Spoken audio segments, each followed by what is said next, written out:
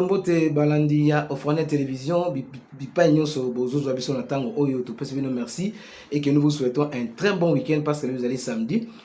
Merci Totoni Nzambe Pascal Bateli bino po bozo biso mokolo malelo. Yango na tombe bino week-end ya malamu poso elamu na bisika nyonso bino bozali kozwa biso pe bozali kolanda Ofrane Télévision omboka bino.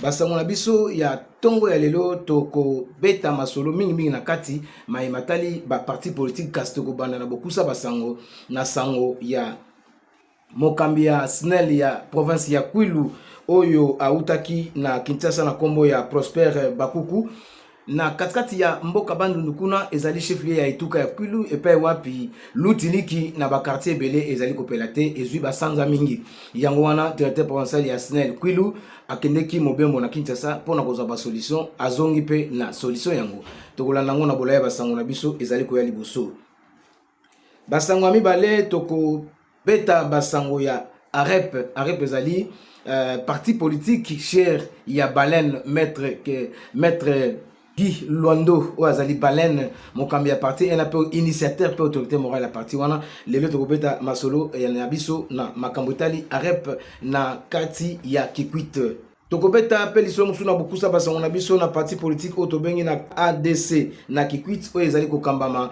na Junior Katembo o azali munganga bongo azali interfédéral ya parti ENA azali kotambola katikati na katikati commune ya Kikwit po na ko installer parti politique wana ezala visible tokolanda yango katikati na masolo na biso mais ya moto continuer ndenge na yebisaki bino kaka ke bino bato boza kota kotambola na bipai binso outi poto oye na Kinshasa olingo kene Kikwit kometungisa te même na nzela national numéro 1 bo baza ko tanzela chikapa mbujima na kananga pona kopema na Kikwit esika moko ya biso kaka boye esika ngweza wapi nde esika ya Lili Bose koto babenga maisha espace Beaufort restaurant kitoko ya classe olingolia liboki ya ngulu olingolia yango ya kolamba olingolia mbisi mboto malangwa ya maboke ya kolamba pep soup na nyonso okutango kuna okolia selon désir na yope komela masanga malili unique place na kata vila Kikwit ovandi opemi ole omeli masanga malili pe okena sango espace Beaufort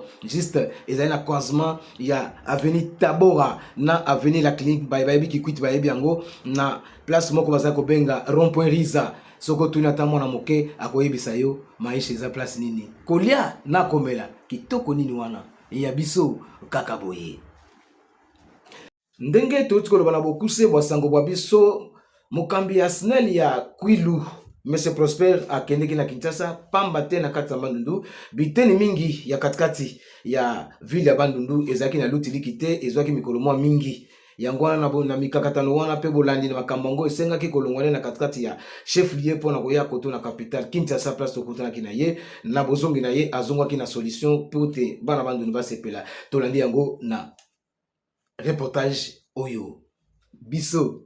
Nous allons jeudi le 11 mai 2023, directeur provincial ya SNEL Kwilu Prosper Bakuku azongi Oengumba ya Bandundu na etuka ya Kwilu. Esengeli koyeba ete directeur provincial ya SNEL akendeki na engumba ya Kinshasa po ya maematali bozangi lotiliki na biteni bisusu ya engumba ya Bandundu. Na bozongi boye ayaki na délégation ya ba expert baye bamemisamaki na Jean Bamba chef ya AEMI po ya bobongisi cabine centrale eye ezwami ongambo ya Banque Centrale du Congo. Na sima ya koyamba bango directeur pe délégation bakumbamaki na bureau ya SNEL po ya masolo pe bakendeki oesika ya cabine po ya kobanda misala ya bobongisi bobi na tina ya bozongisi lotiliki na mikolo mizali koya. Objectif ezalaki je pense que toute la population de Bandundu nous avons un problème pour établir Makambo ya courant, ce qui fait qu'une partie, il y avait la Bandundu, jusque-là, solution est zone qui n'a pas. Tout qui panne, il y a transformateur, il y a 5 MVA, et bateau bazalaki, au bateau bazali alimenté par ce transport, il est bazalaki impacté.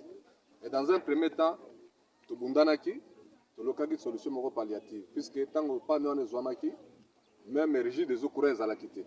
Je crois que Batu Bazalaki impacté ma casse par rapport à Yango. Mais tout le directeur général, atteint de la équipe de secours, Bayaki, toujours ça courir à régie de ça.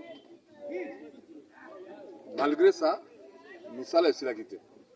Puisque vous avez dit que nous sommes des ingénieurs, nous sommes des exploitants.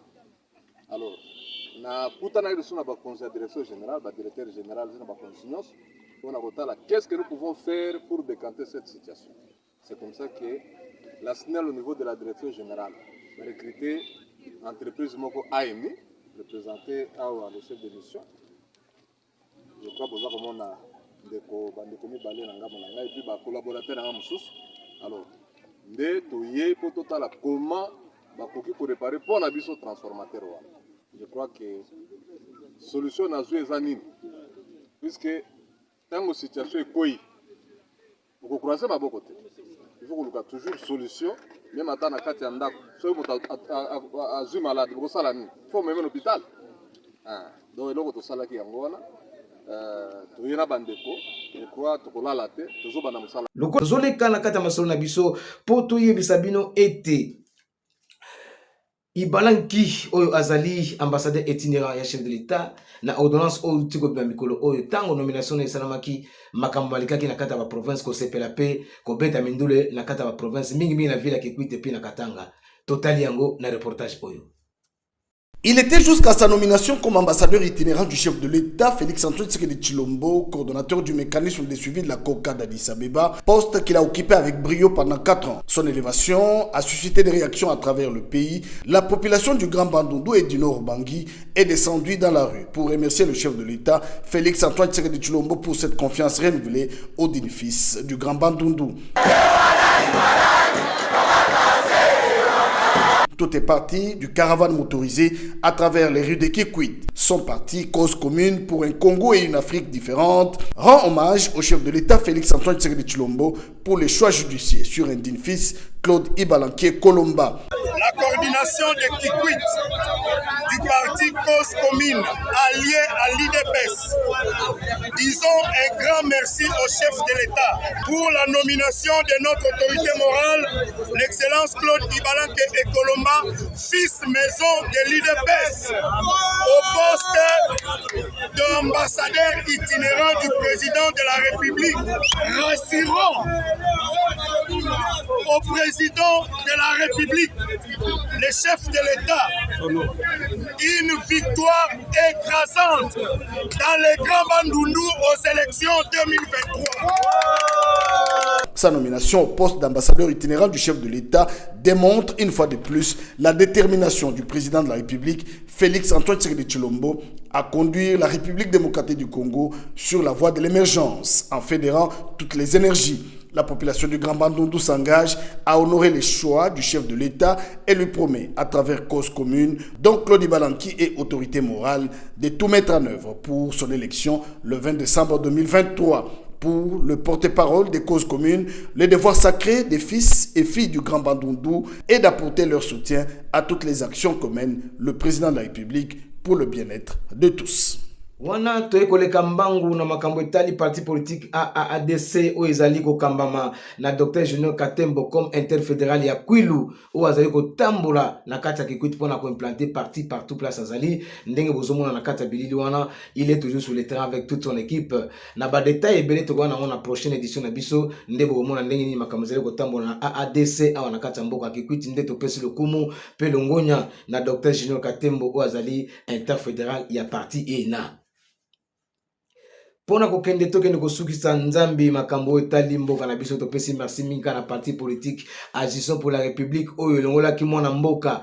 Le interfédéral ya Agissons pour la République lui s'appelle Olivier Tabala oyo alongwaki na mboka Kinshasa pona kende ko doter ba moto bitamboleli pona mobilité et puis pona sensibilisation na mobilisation pour être parti wana ezali mopepe ya sika parti cher ya son excellence Guy Lwandomboyo oyo tobengaka Baleine le maître. O ya chema koki pe mayele na ye pona ko soutenir vision chef de l'État pona ko pesa ye majorité écrasante pe ko pesa ye deuxième mandat na o ezali ko ya to landi ndenge remise ya ba moto wana mibale samaki na kata ville ya Kikwit kaka.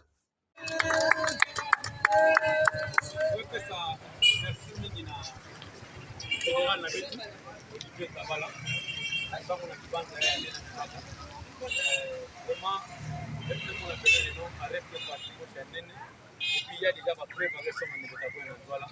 Il faut qu'on a pas de petit. Voilà, il petit. Honorable le bel bois indien. Il fait tabac l'andina. Il dit la période de indien. Vraiment, le souvent na kipongo na kipongo. Kena makama nene nege kusanatola kwa honorable il fait tabac l'andina. Le souvent na kipongo sample. Bet na tele petit. Ni maya yoga ya mungu fait, yoga ya honorable il fait tabac la fait. Yoga pas na sana ba sensibilisation. Makama nene nege kusele kwa. Vraiment,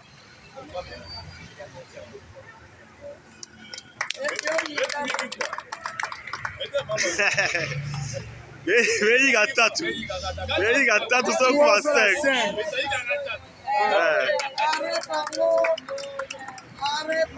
Lokola pe tokozonga po toyebisa bino baleine azali kaka baleine parce que azali intelligence ya ndenge moko pe avivaka na bamai ya mike te gilando le baleine avivaka na kati ya bamai ya minene totala il citoyen pe totala ndenge likambo yango ezali kosalama mpo bato mingi bozali koloba arep tomonaki bango te na stade de martyr qui te dit ça tala ndenge elekaki na stade de martyr na nsima tozongi.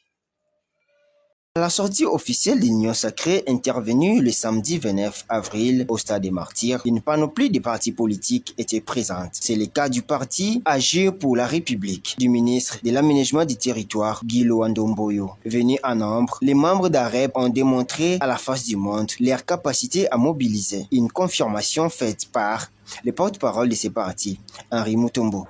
Nous sommes très fiers de cette activité. Nous félicitons le chef de l'État, nous félicitons les membres du présidium de l'Union sacrée, nous félicitons le peuple congolais qui s'est mobilisé massivement. Vous regardez, vous voyez vous-même le stade, il est rempli.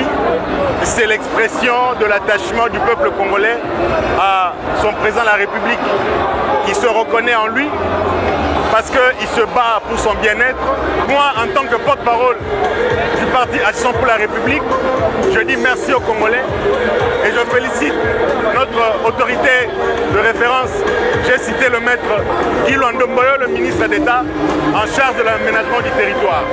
Et donc, je demande que le Seigneur bénisse la RDC et qu'il bénisse ce moment parce que c'est un jour historique.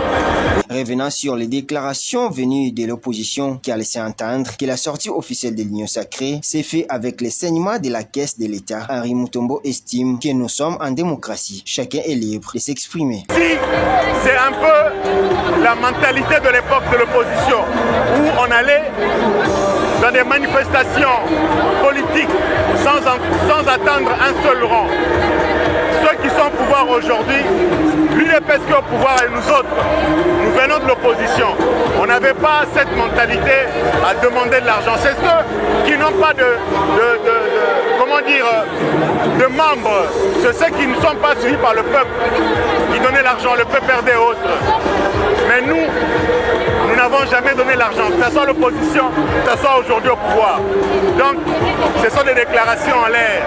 Ainsi, AREP s'est dit prêt à mouiller les maillots en décembre prochain pour accorder à Félix Tshisekedi un second mandat et plus de députés à l'Assemblée nationale. Ndenge toti koloba na bokuse bwasango bwa biso mokambi ya SNEL ya Kwilu Monsieur Prosper akendeki na Kinshasa pamba te na kati ya Bandundu biteni mingi ya katikati ya ville ya Bandundu ezaki na lutiliki te ezwaki mikolo mwa mingi yango wana na mikakatano wana pe bolandi na makambo ngo esengaki kolongwana na katikati ya chef lieu pona koya koto na capitale Kinshasa place tokutana kina ye na bozongi na ye azongwaki na solution pe te bana Bandundu basepela tolandi yango na reportage oyo biso kaka boye lokola boti kolanda yango ya mboto kende toleka kuna tokolobela bino bana nyonso ya RDC mingi bo bazokende kwiti bazota patela Kinshasa pe na ba province mususu même bo bazouta na nzela ya national numéro 1 mbujima ekananga chikapa vers la mwepoto koma na kwiti komitungisa te ko banga te ko lia komela assurer kitoko tozo benga place yango espace Beaufort ezali pa ya Lili Bosekota oto benga ka Maisha Park na kati mboka na biso enki kudi antomo ina kolia ndenge nini mbisi bale oni kolia ngulu akotumba liboki oni kolia mbisi akotumba liboki n'importe quelle mbisi te mbisi malangwa mboto ngolo ole yango pena mboto pendole oya kolamba ya pepsup ole ba shawarma ole biloko nyonso pe enfin omeli bière ya malili.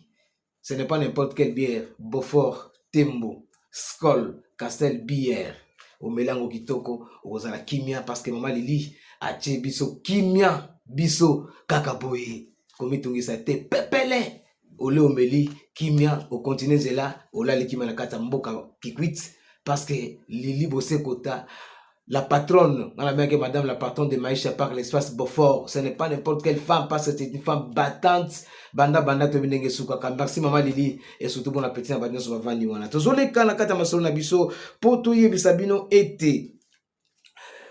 Ibalanki oyo azali ambassadeur itinérant ya chef de l'État na ordonnance oyo tiko bya mikolo oyo tango nomination na salamaki makambo malikaki na kata ba province ko sepela pe ko beta mindule na kata ba province mingi na ville ya Kikwit pe na Katanga. Total yango na reportage oyo. Wana toye koleka mbangu na makambo etali parti politique AADC o ezali ko kambama na Dr Junior Katembo comme interfédéral ya Kwilu o azali ko tambola na kati ya Kikwit pona ko implanter parti partout place azali ndenge bozomona na kati ya bilili wana il est toujours sur le terrain avec toute son équipe na ba détail ebele to wana na prochaine édition na biso ndebo bomona ndenge ni makambo ezali ko tambola na AADC awa na kati ya mboka Kikwit nde to pesi lokumu pe longonya na Dr Junior Katembo o azali interfédéral ya parti ENA. Pona kokende tokende kosukisa nzambi makambo etali mboka na biso topesi merci minka na parti politique Agissons pour la République oyo longola ki mwana mboka le interfédéral ya Agissons pour la République lui s'appelle Olivier Tabala oyo alongwaki na mboka Kinshasa pona kende ko doter ba moto bitamboleli pona mobilité et puis pona sensibilisation na mobilisation pour être parti wana ezali mopepe ya sika parti cher ya son excellence Guy Lwandomboyo oyo tobengaka Baleine le maître.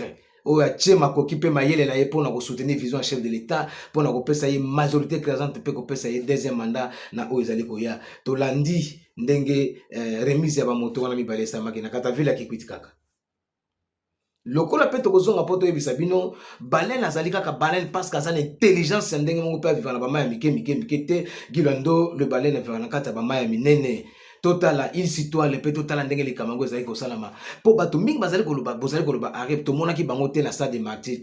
Qui te dit ça? Tala ndenge le kaki na stade de Martyr na sima tozongi.